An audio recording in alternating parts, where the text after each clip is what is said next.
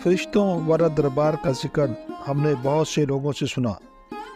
मालूम हुआ कि यह दरबार हज़रत शेख सादन शहीद का है, जो कि मुल्तान से 14 किलोमीटर दूर हेड मोहम्मद वाला से जंग रोड पर अड्डा सरवर वाले मकाम पर वाक़िया है। अपने दोस्तों के साथ इस मकाम पर पहुँचे। कहा जाता है कि इस दरबार को फरिश्तों ने तामीर किया। इसमें कितनी हकीकत है, इस खोज में हम यहाँ से आए। अगर दरबार की तामीर को देखा जाए तो ये कई सौ साल पुरानी है।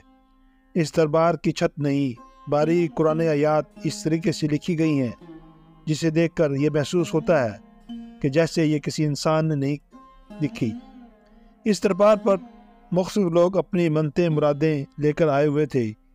इसकी तारीख़ी हैसियत को जानने के लिए हमारा पहले से वक्त महार वहीद अहमद खेड़ा से तय था, जो कि यहाँ के समाजी व सियासी शख्सियत के साथ साथ इनकी तारीख पर भी गहरी निगाह है और इनके बावजाज का पुराना कब्रिस्तान भी इसी दरबार के साथ मलिका है। आइए जानते हैं इनकी ज़ुबान इस दरबार की हकीकत क्या है और तारीख क्या कहती है।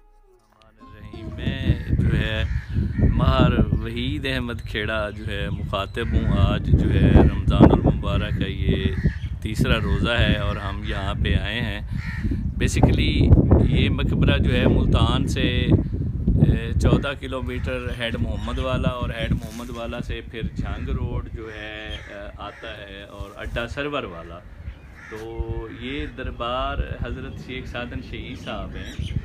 तो इनकी जो हिस्ट्री है उसके बारे में लोगों को ज़्यादा जो है वो पता नहीं था। तो बाज़ लोगों ने इन्हें फरिश्तों के दरबार से मुखातिब किया है। तो चूँकि हमारा ये आबाई कब्रिस्तान है और मेरे बुज़ुर्गों ने यहाँ पे मस्जिदें और बाकी इस दरबार की हम लुकिंग करते रहे हैं। तो अभी महकमा आसार कदीमा मुल्तान के तामुन से हम ये जो है दरबार कम अज़ कम 781 साल पहले का है। तो इसकी जो रेनोवेशन है 2 साल उम्र होने वाली है। तो इंशाअल्लाह जो है मेरी जो ख्वाहिश है और कोशिश है कि ये दरबार जो है इस पे जो भी कंस्ट्रक्शन का काम है। और ये हज़रत शेख सादन शहीद साहब जो हैं इनका जो साल वफ़ात है हिजरी के मुताबिक 674 हिजरी बनता है और ईसवी में 1285 ईसवी बनता है। तो मंगोलों के ख़िलाफ़ जो है यहाँ पे इन्होंने जंग लड़ी है। मैंने जो मालूमात पाई हैं मुख्तलिफ़ कुतुब से, तो ये कोई मतलब है हमारी जो सिपाह थी, तारीख़ में लिखा जाता है कि वो कम थी लेकिन बड़ी बहादुरी से लड़ी है। और 674 हिजरी को यहाँ पे असर के वक्त एक मार्का हुआ है। तो मुसलमान ये समझे हैं कि हमने मंगोलों को जो है ना वो शिकस्त दे दी है, लेकिन यहाँ पे जो टीले हैं तो मंगोल उन टीलों में छुप गए जो तारीख़ में लिखा हुआ है। और ये हज़रत शेख सादन शहीद और गवर्नर मुल्तान सुल्तान मोहम्मद ख़ान जो कि गयासुद्दीन बलबन के बेटे थे यहाँ पे असर की नमाज़ पढ़ रहे थे। तो फिर ये टीला है साथ, तो उसकी ओट से फिर मंगोल निकल के आया और यहाँ पे एक मार्का हुआ है। यकीनन ये एक खालिस मार्का था, इस्लाम के लिए था, चूँकि मंगोल काफिर थे और इधर से मुसलमान जो है अपनी एक इस्लामी सल्तनत की जदोजहद के लिए लड़ रहे थे। तो यहाँ पे हज़रत शेख सादन साहब जो है 674 हिजरी को यकम मुहर्रम 674 हिजरी को उन्होंने असर की नमाज़ पढ़ी है। साथ सुल्तान मोहम्मद ख़ान भी थे, अमीर खुसरो भी थे और ये शहीद हो गए हैं यहाँ। तो फिर बादशाह वक्त के बेटे के साथ थे, तो उनके एजाज़ में उनकी आनर में ये एक मकबरा बनाया गया। और मैं यहाँ कुछ चीज़ें क्लैरिफाई करता चलूँ।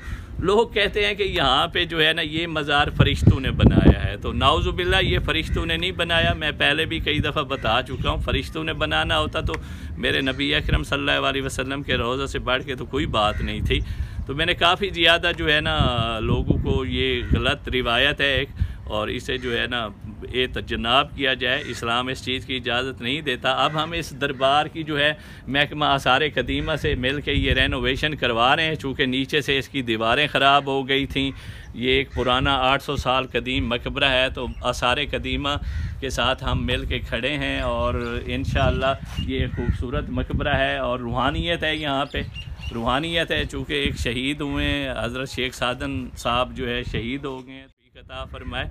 मैं यहाँ पे यासीन ताहिर साहब जो हैं माशाल्लाह बड़ा अच्छा उनका एक चैनल चल रहा है और वो काफ़ी सारे हज़रत शेख सादन शहीद पे भी हम इसलिए आए हैं कि लोगों को सही बता सकें कि हज़रत शेख सादन साहब शहीद कब हुए। अब हम दरबार की रेनोवेशन करवा रहे हैं और मेरा ये आबाई इलाका है, मैं यहाँ सारी चीज़ें देखता हूँ तो अल्हम्दुलिल्लाह जो है मैं रूहानियत है यहाँ पे और ढेर सारे लोग यहाँ पे आते हैं। तो बहरहाल जो है यहाँ पे आके एक सुकून मिलता है दी है।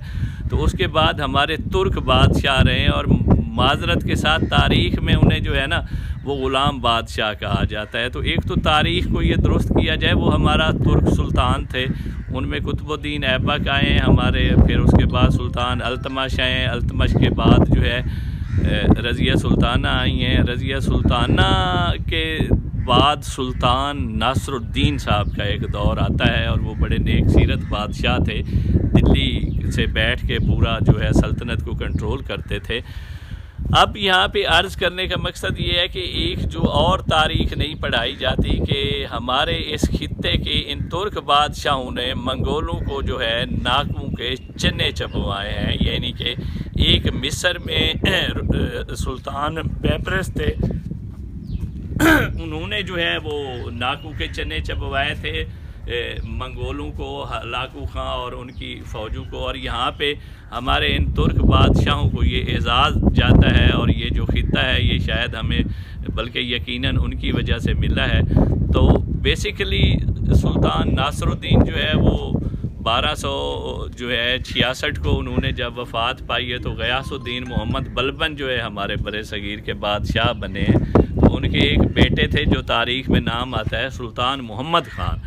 तो सुल्तान मोहम्मद ख़ान को स्पेशली मुल्तान का उन्होंने गवर्नर बनाया और यहाँ पे मंगोल बहुत ज़्यादा अटैक्स करते थे। 150 साल कम अज़ कम जो है वो मंगोल अटैक करते रहे हैं हमारे जेहलम से आगे नीचे उतर के लाहौर, दिपालपुर, दिल्ली और मुल्तान और सिंध की।